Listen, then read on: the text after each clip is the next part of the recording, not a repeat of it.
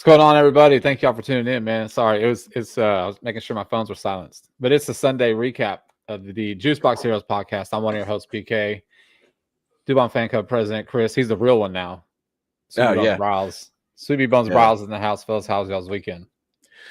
Oh, man, it's super busy. We talked about before we went live, the baseball gods had not shined down upon us, and it was a long day. But before we carry on, I would like to give a big shout out to our good old buddy Brett from Locked On Astros. He had Mauricio Dubon on a couple nights ago, and he allowed us to ask questions, and really it was more of like a, hey, can you please tell Benjamin to get in his tee work, because him and I have this debate going over what's more important, tee work or soft toss. So Mauricio Dubon basically told him, listen, bro, if Jordan can do tee work, you can do tee work. So big shout out to them. That was fantastic. I'm officially now for real the Dubon fan club leader. So Browns, outside of how fantastically unfantastic our League City Little League went today, how was your weekend? It was good, man. Not gonna lie though, I am tired. We had a lot of baseball activities this weekend. Other than that, got to smoke a pork belly and a brisket and making some smoked clam chowder later. So I'm excited for that. But anyway, that was about all that I got accomplished on this weekend, other than like I said, baseball activities. So PK, how about yourself, buddy? How are you doing? Pretty good, man. It was pretty good. It's been a busy weekend. We were at Lamar University yesterday.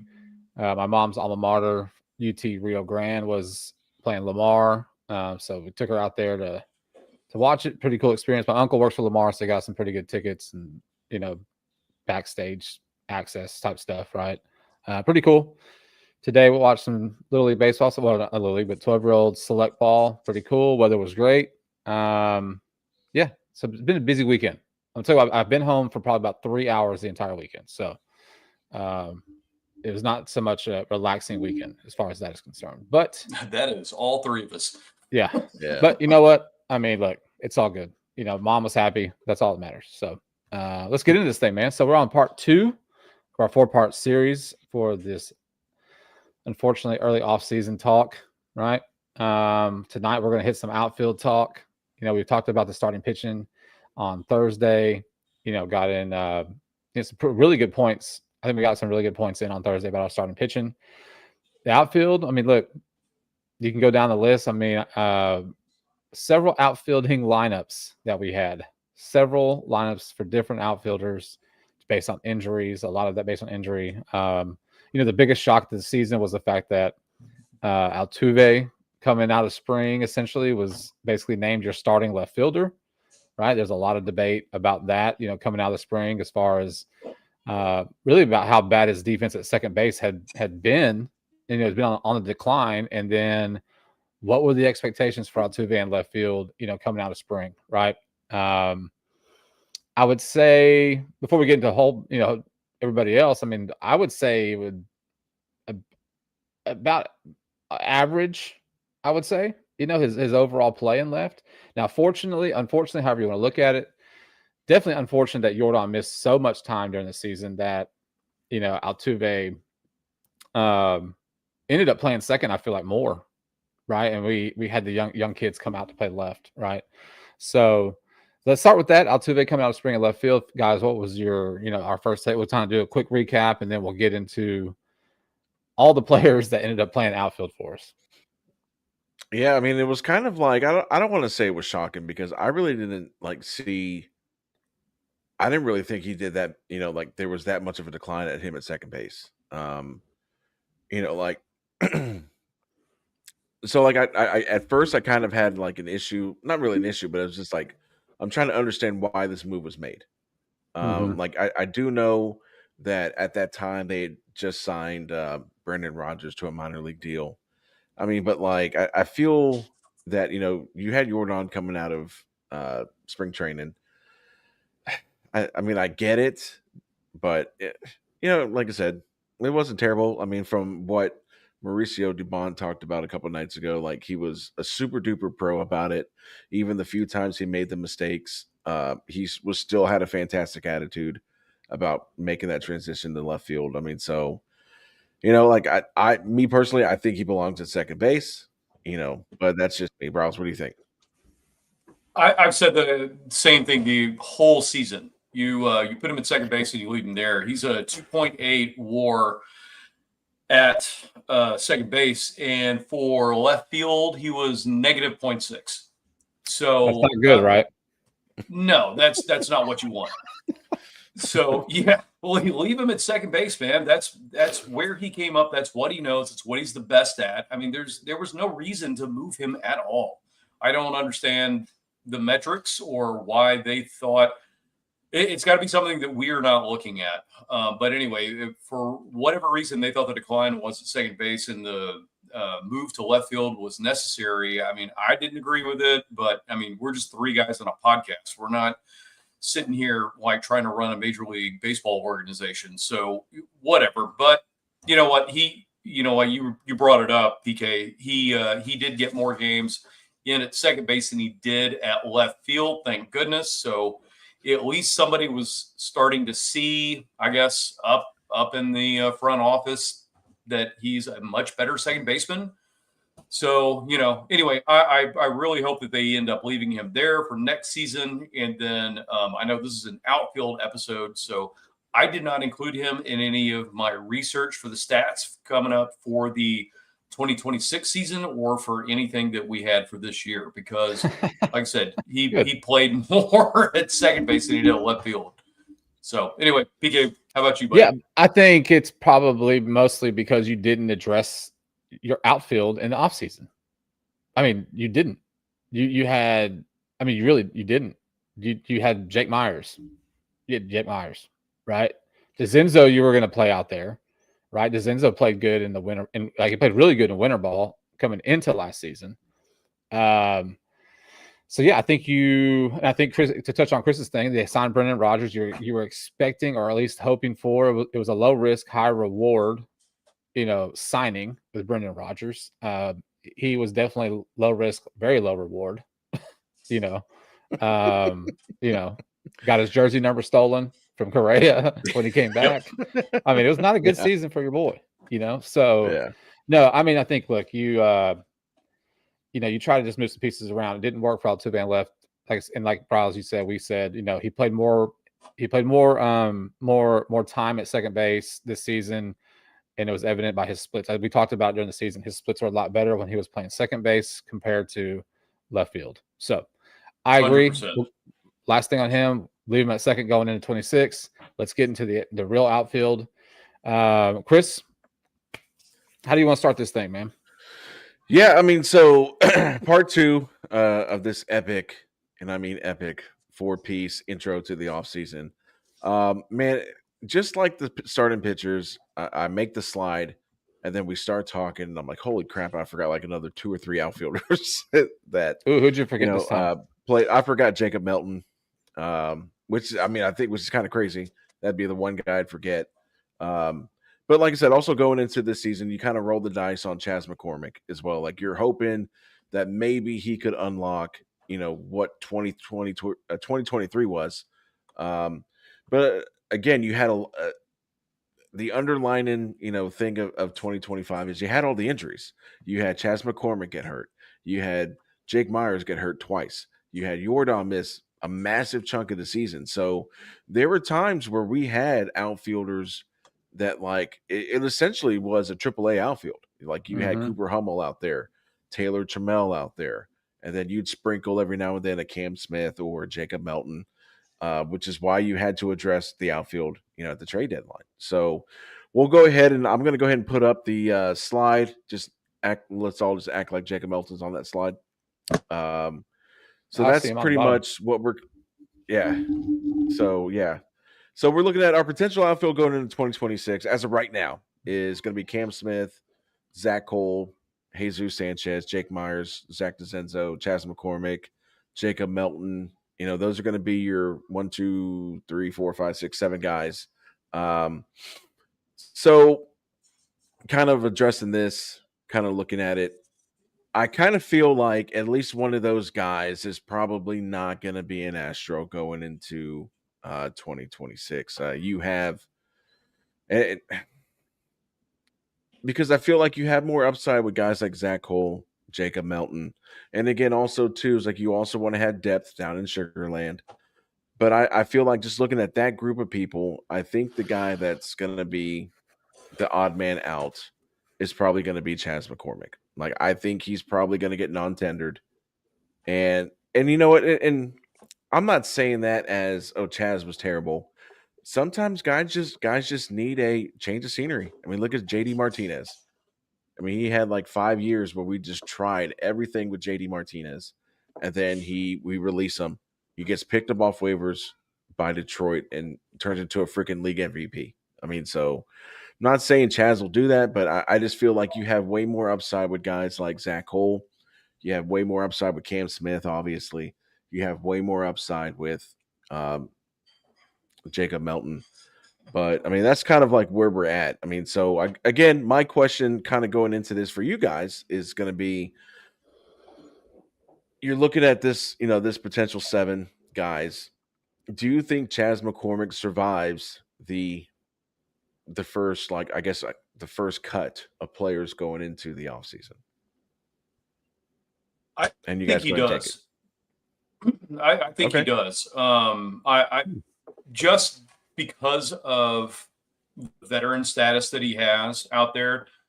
I mean, I know that he had a very rough season as far as injuries were concerned, and also, at the plate. Let's see if I bring up Chaz. I mean, it wasn't exactly the prettiest thing we've seen. He had 100 at bats, hit 210 with 1 home run, and he had 5 RBIs. So, it's not exactly like he was blowing everybody away from back in our World Series years where, he looked really good. And he was actually, a key part of some of that offense too. So, but at the same time, I do think that either one thing's going to happen. He's either going to go into the offseason, he's going to rehab, he's going to work hard, and he's going to come out and he's going to look good coming into the 2026 season. Or two, the injuries that he's had and, maybe on the wrong side of an outfielder's age, that might hurt him a little bit as well. So we don't know either way. But as far as him like making the first cut, I would say that, yeah, he's definitely going to make that first cut. And then what happens moving on from there, we'll have to see. But, I'm going to give him incomplete for the 2025 season just due to the injuries that he had. And he battled back and tried, and he was up, he was down, and then I think he ended the season in AAA, which is probably where he should have been just with all the struggles that he had. So we'll see what happens for 2026. Go Yeah, ahead. I'm going the opposite way. I think the Chaz chomp, has chomped its last time. He's not good at the plate. Whether he had injuries or not, he's not good at the plate. He's not good in the outfield. He doesn't have an arm, right? So you're not bringing him in. I mean, they would bring him in as a defensive replacement later in the game, but he can't throw anybody out. So I'm on the side of I think you just cut your losses. Hope that not hope that, but for his sake, hope that a change of scenery is going to be something good for him. Where for him, he can have that 2022 season that he had, where we were hoping that he would have that in 23 and ever since then. So I think you've got some young guys that are ready to take the next step, and why hold them back for a player like Chaz McCormick?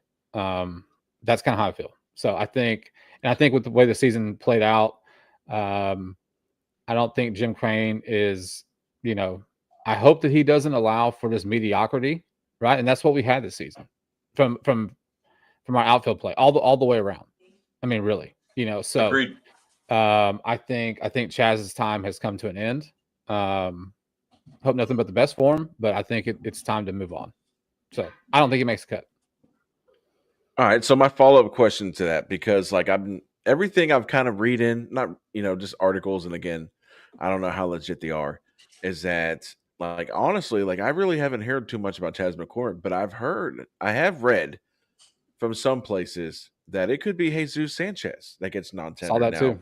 Jesus Sanchez came over in the trade deadline in trying to remember in the Ryan Gusto trade, and then at the end of the year, he hit sub 200 since being traded to the Astros. Now, again, he was one of your few lefty hitters in that lineup, in a predominantly right-handed lineup. So like I guess I was going to follow up and say, if you have your first round of cuts, like, because I do agree with you, PK. I think you have younger outfielders that are ready to step up. Now, are these outfielders going to be? Will they end up everyday outfielders? You don't know until you give them the playing time. So the next portion of this question is looking at the outfield. If you have to make your first round of cuts and it's down to Chas McCormick or Jesus Sanchez, which one do you cut, or do you just say, you know what, let's air quote trim the fat and do them both? Browse, I'll start with you. That is a really tough question.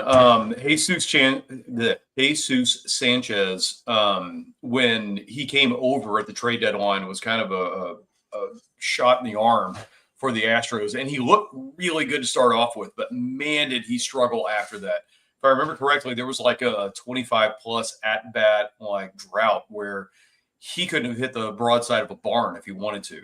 Now, defensively, I think he's a very good outfielder. But also, if we're comparing the two, what PK brought up is like Chas, you're right. It's ever since he had that injury back in, I want to say 2023 to his shoulder, like he can't throw. Like he would be the red stoplight, or excuse me, the green stoplight for all the runners, that are going around if it gets hit to him. So that is the biggest problem. If you're going to put a gun to my head and say, which one of these guys do you want to keep and which one of them do you want to get rid of?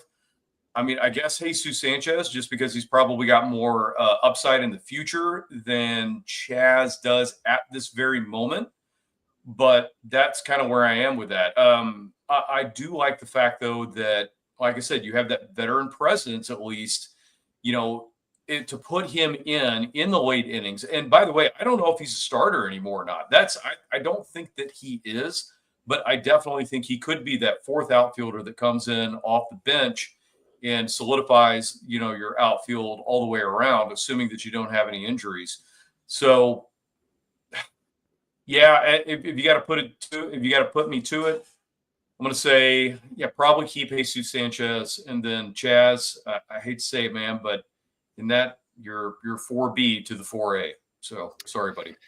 Yeah, I would say the exact same. Jesus Sanchez is younger, right? Yeah, he went through that 0 for 20 something. He broke out. I think he finished like, I don't want to say hot, but he finished a lot better than obviously that that time span where he couldn't hit anything. He's a lefty at bat. We don't have any lefties except Jordan, right? But he was gone all season, right? Jesus is younger. Now Jesus had some defensive gaffes, like several out there. So it's not like he's a lockdown corner outfielder, right? I mean, he's not. But I think you've got, like you said, you have more upside with Jesus Sanchez. Thank you, Chas, right? You're just approaching that age where I think it's going to be a little bit easier. Teams, organizations can say, hey, look, we've got young guys ready to go. We can move on from this. Now, Chris, to your point, you're right. I did see there was like three options on three options for not for Jesus, but like in the post, it was like tendered, non-tendered, or traded, or something like that. And that's been the only thing I've seen about our outfielders really in the offseason. So I agree, Bryles. It's definitely Jesus. I'm keeping Chas. Sorry, bud. Go chomp somewhere else. Thank you for your service. All right, so there you go. Hey, you'll always have that fantastic catch in the World Series. You're right. I still want a picture of that will outline of him. Yeah. I mean, he will always go down in the Houston Astros lore of probably one of the great, as far as when you think of greatest World Series moments, it's that catch. And what was that? Game 5 in Philly. I mean, so, so I think we all probably agree that Cam Smith is the lockdown favorite, should be come back for his second year in right field. I mean, he's nominated for a Gold Glove. I mean, so I think he's pretty much a lock. So now, like I said, you talked about Jesus Sanchez, and I'm pretty sure Zach Cole's a lefty too, isn't he? He is. Pretty sure he is. Okay, so you have a kid like Zach Cole. I mean, so, and again, this talk is, this is not saying, hey, put on your GM hat, who would you go out there and sign? We'll have plenty of time to get to that. All this conversation is that we're tiptoeing to the hot stove. If we're going to roll the dice with the guys that we have now, so we know Cam's going to be in right. Potentially you have a plethora of guys. You have Jacob Melton, Zach Cole. I guess you could throw the Zenzo in there as well, that are going to vie for left field / center field. Now, let's talk about Jake Myers. Jake Myers, offensively, I think he surprised a lot of people this season. Mm-hmm. I mean, we already know, Surprised me. and I'm going to be the first to say it. I think it's absolutely criminal that he was not at least nominated for a Gold Glove. Absolutely. I mean, it's criminal. I mean, so we all could recognize the realness in his defense. And this year he picked it up offensively. However, it just seemed like every time he really got on an offensive role, he got hurt. And I think he was hurt, 2 times, right? He had to go to the IL twice. Yep. So, and I know when you compare Jake Myers to Zach DeCenzo, Jacob Melton, and Zach Cole, more than likely he's going to be your starting everyday center fielder over those guys. So, and we're going to get to that portion of, hey, do we keep the outfield the way it is, or do we go add? And we'll get to that in a minute. So, my question is that if this is the outfield we're going to roll with, and I'll be honest with you, I don't think it's going to be. I think Jim Crane is going to go in and he's going to hopefully lose his mind, and he's going to add pieces. So I don't think the outfield that we see now in this hypothetical is going to be the outfield for opening day. But as of right now, I think we all can agree Cam Smith's in right field, Jake Myers is in center field. Who's got the inside track to the left field? Is that Zach Cole? Is that Zach DeCenzo, the battle of the Zacks? Or is it Jacob Melton? Now, Jacob Melton out of all 3 probably had the most time up in the majors. Zach Cole came out of the gate swinging, throwing haymakers out of the gate. And then you have Zach DeCenzo, who spent most of the season injured. So you really didn't see a lot of Zach DeCenzo. So we'll go around to everybody. Who's got the inside track, Browse? Would it be Zach Cole, Zach DeCenzo, or Jacob Melton as left field as of right now? Whew, man, that is definitely So you're tough. saying Jesus is gone? Well, I mean, you guys just cut him. Oh, I guess there's always Chaz too. No, we cut Chaz. Okay, so you got Jesus. I think they're going to cut both. I think both of them will be gone. But okay, so you still have got Jesus. Jesus. Yeah, but the thing about the thing about Jesus is he doesn't hit against lefties. It doesn't matter. We've seen Espada. There was that one stretch where Sanchez was like 11 for 12 and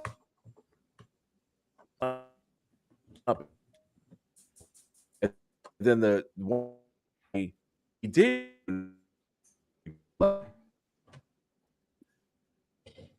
first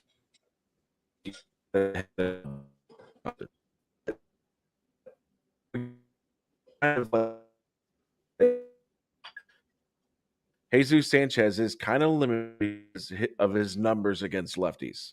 So I guess you could throw Jesus Sanchez in the mix as well for this. Man. First of all, on Jake Myers, real quick. I mean, you want your starting outfielders to go, somewhere between 450 and 550 at-bats for a season. He got 343 in, but yeah, I do think it was pretty criminal in the fact that he didn't get that Gold Glove, or at least a nomination for it. But I mean, the question that Chris posed was, for the left field. Honestly, I think this is going to come down to a spring training battle. That's what we're going to look at right now, because whether it's Jesus Sanchez, whether he stays, he gets cut, or whether it is any of those guys. I mean, if you want to ask me right now, I mean, of all the guys that we brought up to play left field, Zach Cole looked the best, but that was such a limited example of what he could actually do. I don't know. I mean, you remember when we brought up Joey Loperfido last season, PK, you and I have talked about that forever. And then he got traded at the trade deadline. So, I don't know if he's in a Joey Loperfido situation to where he comes up, he's on fire, guys absolutely raking at the plate, or if it is going to be something that's going to stay. I will say that if he can maintain the numbers that he had, I don't care what his defensive WAR looks like, because he's going to be playing left field. So if you want to ask me as of right now, assuming that we don't make any changes in left field as far as free agency is concerned, and I know we're going to get to the hot stove later, but yeah, the answer for me this very moment is Zach Cole, because I think he performed better than any of the other guys that came out of Sugarland. Yeah, I think, man, and it sucks that Jesus Sanchez only plays against righties, right? Because I think if he was able to hit, both lefties and righties, he probably has the inside track, and so I don't. He gone. He gone. So, yeah, I think the fact that Jesus can't hit both righties and lefties, is a big detriment to him being my answer to this question. So we're assuming that Jesus, right? That Jesus is only going to play against lefties. I agree, Browse. I think it's going to be Cole, right? Cole just came up and mashed, and hopefully it's not something where he didn't know any better, so he's up there hacking, right? I hope it's more than that. And he only had a month and a half worth of games, right? But he came up through 47 at bats. Yeah, he came up through the minors fairly quickly. I mean, Dana Brown was promoting him fairly quickly, right? So, but I think he skipped AAA. He came straight up from Corpus Christi. Yeah. So I think you're right. Like, going into it, I think Cole's got he's on your number one at the moment, right? And then spring training is going to be a big sign of what's to come, right? So you have DeZenzo coming back off an injury. I mean, if you're going with Cam Smith and Myers as your two starting outfielders right now, you've got like four guys that are trying to play left field, right? So you've got DeZenzo that's been out there. You've got Cole. You've got Jacob Melton. Jordan's going to take, some days out there, right? Whenever he's not DHing. So Cooper Hummel, he's gone, right? Gone. We're assuming that Chaz is gone, right? So you've got Sanchez, DeZenzo, Cole, right? All out there trying to get some playing time. I don't think you're doing any of those guys a service by keeping them up here to not play every day, right? So let's see Chris get back in here. So that would be my answer. Well, I'm hoping that the days of trying to get good playing time out of Cooper Hummel, out of Trammell. Yeah, Taylor Trammell, which, by the way, I had him on our list and I forgot to put his name on there. But I mean, these are guys that Cooper Hummel had 88 at bats. Trammell had 117. Both of them hit under 200. The only times they really shined, honestly, which everybody put it together, all of our fringe guys put it together, was in Dodger Stadium when they were in LA, and they went out there and crushed it. But after that, I mean, after and before, because like I said, we just had that, rotation of dudes in and out. It felt like that we couldn't get a solid outfield the entire time, just due to all these injuries. We've already talked about Chaz. We've already talked about Jake Myers. We've already talked about Jordan being hurt. That's another reason that they needed to have Altuve out there too. It's the whole reason that Cam Smith, who should have been our third base of the future, is not playing right field. And he did such a great job. He's young, he's athletic, and now he's nominated for a Gold Glove in right field. So, it was a very strange season to see where we started and where we ended.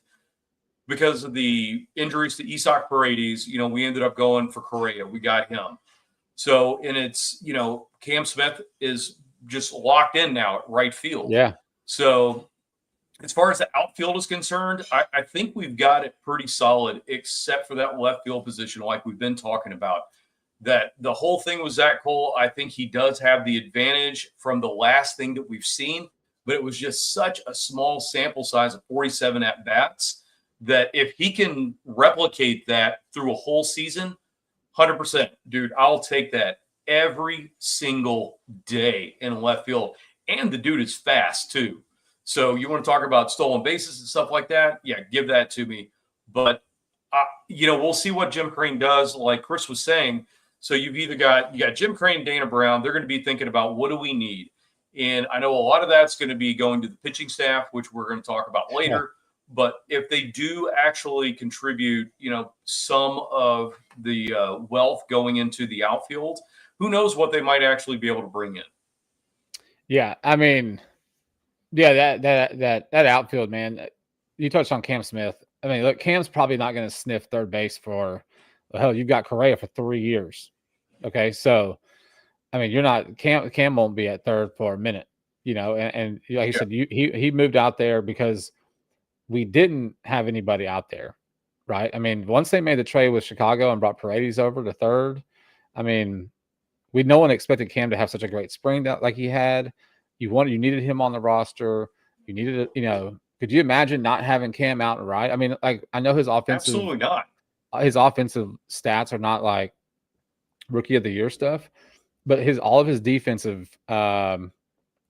I mean, like you said, it was, he's nominated for a Gold Glove, right? So it's gonna be fun to see what they do in the left field. We'll see what old Crane has in store for the offseason, what kind of moves he makes. Chris had a little bit of issues getting him back in, so we're gonna get out of here. We'll be back on. We're gonna be back on Thursday. Thursday we will be doing. Yes, I'm assuming probably gonna be doing the infield on Thursday. Part 3. Man, I'm ready. I'm ready for the third. That's gonna be a good one because you've got a lot of different stuff going on. A lot of potential lineup issues, changes, position changes. So we're going to jump into that on Thursday. I hope you guys had a great weekend, man. I know we did. Thank y'all for tuning in. Let me give y'all something real quick before we get out of here. Where's my button? Like and subscribe to the YouTube channel. Thank you. We're up to 102 subscribers. I know it's not a lot for everybody else, but for us, it's a big deal, man. So we appreciate everyone continuing to listen. Make sure you follow us on Facebook at Juicebox Heroes. On X, Juicebox_Heroes there. We're on Instagram as well at Juicebox Heroes. Like and subscribe to our channel, man. We appreciate all the interaction. We're going to be back on Thursday. We'll let y'all know what time. But until then, I'm PK. That's Bryles. Chris is somewhere around here. We'll holler at y'all. We'll see you on Thursday. Catch us on TikTok for our shorts. You'll get to see cuts of this episode and more. Yes, sir. But a UT going to overtime on Saturday was making me absolutely crazy. Well, and they dropped. They dropped to 22 now. Well,